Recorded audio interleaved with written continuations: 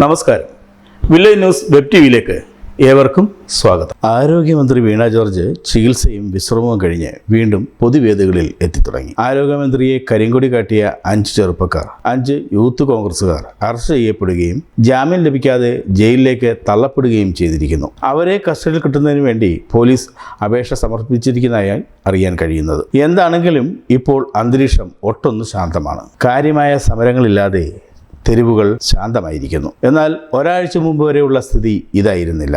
തെരുവുകൾ യുദ്ധക്കളങ്ങളായിരുന്നു. ശബരിമല സ്വർണ്ണക്കൊള്ള വിഷയത്തിൽ പ്രതിപക്ഷ MLA-മാർ നിയമസഭ സ്തംഭിപ്പിച്ചുകൊണ്ടിരുന്നപ്പോൾ യൂത്ത് കോൺഗ്രസുകാർ തെരുവുകളിൽ സമരപ്രളയങ്ങൾ സൃഷ്ടിച്ചുകൊണ്ടിരുന്നു. തെരഞ്ഞെടുപ്പ് അടുക്കുംതോറും സമരങ്ങൾക്ക് ശൗര്യമേറിക്കൊണ്ടിരുന്നു. ശബരിമല സ്വർണ്ണക്കൊള്ള സമരങ്ങൾക്കൊപ്പമായിരുന്നു സർക്കാർ ആശുപത്രികളിലെ അനാസ്ഥകളും തോന്നിയാസങ്ങളും മൂലം മനുഷ്യജീവനുകൾ പന്താടപ്പെടുന്ന അവസ്ഥകൾ പുറത്തു വന്നത്. തിരുവനന്തപുരം ജില്ലയിൽ ചികിത്സ കിട്ടാതെ യുവാവ് മരിച്ച സംഭവവും, വടക്കൻ ജില്ലയിൽ ചികിത്സാ പിഴവിനെ തുടർന്ന് ഒരു പിഞ്ചുകുട്ടിയുടെ കൈമുറിച്ചു മാറ്റിയ വാർത്തയുമൊക്കെ ജനത്തെ ഞെട്ടിച്ചു. കാൽമുട്ടിൻ്റെ ചികിത്സയ്ക്ക് വന്ന യുവാവിൻ്റെ കണ്ണിലെ കൃഷ്ണമണി തുരന്നെടുത്ത വാർത്തയും, ആലപ്പുഴയിലെ ഉഷ ജോസഫ് കത്രികയും വയറ്റിലിട്ട് വേദന പൊളഞ്ഞ് 5 വർഷം ജീവിക്കേണ്ടി വന്ന അനുഭവമൊക്കെ പൊതു മനസാക്ഷിയെ അക്ഷരാർത്ഥത്തിൽ പൊള്ളിച്ചു. ചികിത്സാ പിഴവിനെ തുടർന്ന് മൂത്രനാളി ഛേദിക്കപ്പെട്ട യുവതിയും വായിലൂടെ ആഹാരം പോലും കഴിക്കാനാവാതെ 5 വയസ്സുള്ള കുഞ്ഞ്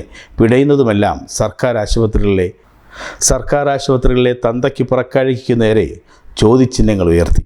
സിസ്റ്റം ഫെയിലിയറിൻ്റെ പേര് പറഞ്ഞ് ആരോഗ്യമന്ത്രി മാളത്തിൽ ഒളിച്ചപ്പോൾ പൊതുജനമൊന്നാകെ രോഷാകുലരായി. സർക്കാരിനും ആരോഗ്യമന്ത്രിക്കുമെതിരെ ജനരോഷം ആളിക്കത്തി. ഈ ജനവികാരം നെഞ്ചിലേറ്റിയാണ് സ്വർണ്ണക്കൊള്ള സമരത്തിൽ നിന്ന് യൂത്ത് കോൺഗ്രസ് ഈ സമരത്തിലേക്ക് തിരിഞ്ഞത്. യൂത്ത് കോൺഗ്രസിൻ്റെ ഈ സമരം കേരളമാകെ പടർന്നു.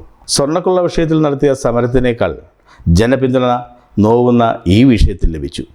ഇത് യൂത്ത് കോൺഗ്രസിനെ കൂടുതൽ ആവേശഭരിതരാക്കി. സമരം നാട് മുഴുവൻ അവർ വ്യാപിപ്പിച്ചു. ആരോഗ്യമന്ത്രിയെ ഓരോ മുക്കിലും കരിങ്കൊടി കാട്ടി. ഇത്രയും എത്തിയപ്പോഴാണ് CPM ഇതിലെ അപകടം മണത്തത്.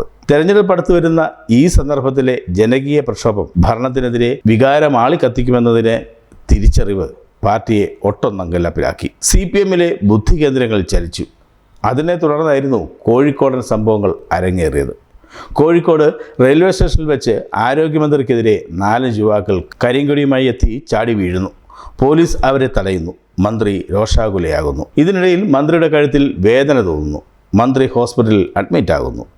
യൂത്ത് കോൺഗ്രസുകാർ മന്ത്രിയുടെ കഴുത്തിൽ മർദ്ദിക്കുകയും കൈപിടിച്ച് വളയ്ക്കുകയും ചെയ്തുവെന്ന് സംസ്ഥാന സെക്രട്ടറി MV ഗോവിന്ദൻ്റെയും ആയുധം കൊണ്ട് മർദ്ദിച്ചെന്ന് സംസ്ഥാന സെക്രട്ടേറിയറ്റ് അംഗം MV ജയരാജൻ്റെയും പ്രസ്താവനയും, ഇതിനെതിരെ ജനരോഷം ഉയരണമെന്ന ആഹ്വാനവും ഉണ്ടാകുന്നു. ഇതേ തുടർന്ന് CPM അണികൾ തെരുവിലിറങ്ങുന്നു. പല കോൺഗ്രസ് ഓഫീസുകളും ആക്രമിക്കപ്പെടുന്നു. യൂത്ത് കോൺഗ്രസുമായി ഏറ്റുമുട്ടലുകൾ ഉണ്ടാകുന്നു.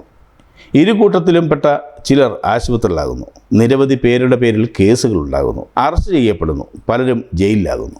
ഇതോടെ കോൺഗ്രസ് നേതൃത്വവും പ്രതിരോധത്തിലായി. VD സതീശൻ നടത്തുന്ന പുതുയോഗയാത്രയുടെ ഗമനം പോലും അവതാളത്തിലാകുന്ന അവസരത്തിൽ ഇതോടെ പ്രഖ്യാപനങ്ങളൊന്നുമില്ലാതെ യൂത്ത് കോൺഗ്രസുകാർ സമരത്തിൽ നിന്ന് പിന്മാറുന്നു.